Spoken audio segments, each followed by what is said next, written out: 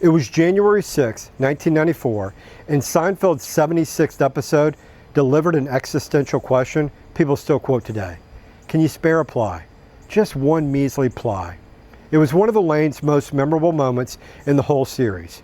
She's in a public bathroom stall and discovers there's no toilet paper, so she does the only thing she can. She asks the woman in the stall next door. Elaine starts with a 3-square request, which gets denied, followed by a more desperate plea for a single ply. The woman next door doesn't waver.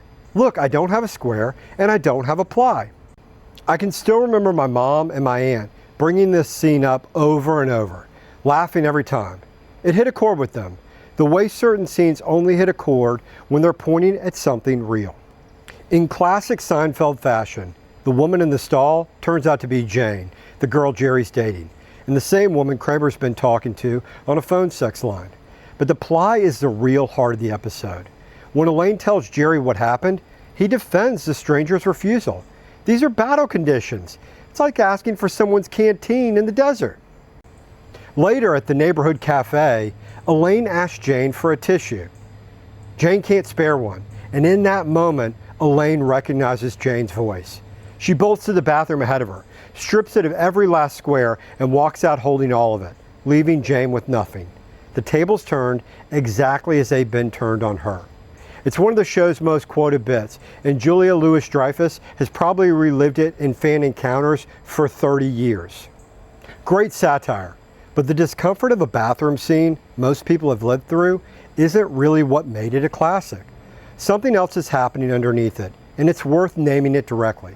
I've heard women say more than once that no one judges a woman harder than another woman. A stay-at-home mom isn't seen as a real career woman. A woman with a career gets read as a lesser mother, and a woman who's both working and raising kids often ends up being told she's not quite enough at either. Not by men mostly, but by other women, measuring her against a standard they've decided matters.